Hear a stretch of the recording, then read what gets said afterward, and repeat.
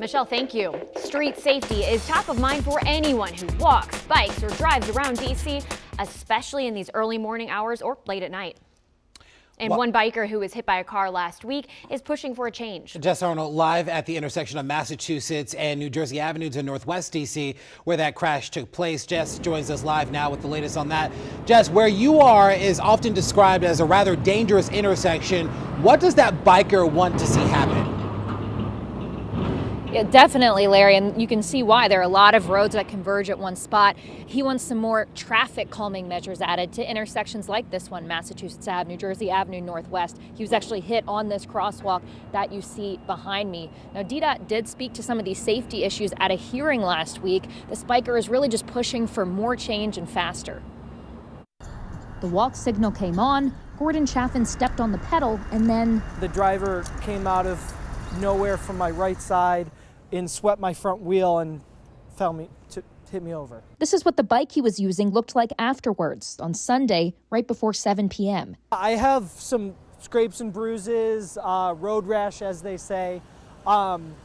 Thankful that it's not worse. It happened at the intersection of Massachusetts and New Jersey Avenues Northwest, about a block from a haunting reminder of what could have happened. My friend Jim was struck and killed by a driver while riding his bicycle. That was in April 2021, one of D.C.'s 40 traffic fatalities that year, according to DDOT's director. But Chaffin thinks about it daily on his rides to work, blocks from this intersection. He says D.C. is making some progress with safer streets, but they're relying mainly on tallying up fatalities or serious injuries, not taking into account scrapes like his. They're called near misses or just scrapes and bruises, and people who, again, depend upon bicycles or walking for essential travel have stories like this on a weekly basis almost. It's a data gap multiple council members brought up to Director Everett Lott at a hearing last week. The data we're going to base things on is faulty data, and we know that because we know that MPD I would not say MPD that. doesn't report crashes. There may be some missing data points, but we have to use some data points, and we do have a lot of data that's out there.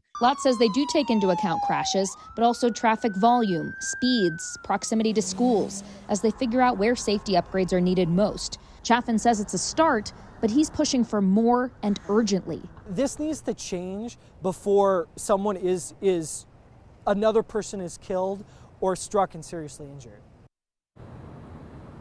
Now, I watched about 4 hours of DDOT director testimony where they talked about different safety issues and potential upgrades. Now, they said that they had just recently changed the traffic safety input system where neighbors can input intersections like this one where they feel like they need to see some change. Now, I said that this is all based on this data. We're going to show you a graph here right now.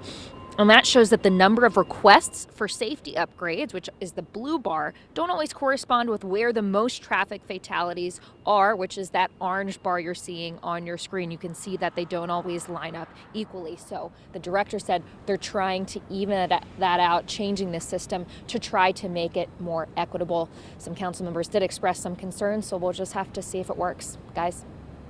Jess Arnold, thank you so much. Those numbers really tell the story. So do the people who've experienced this. We'll keep you posted on any changes.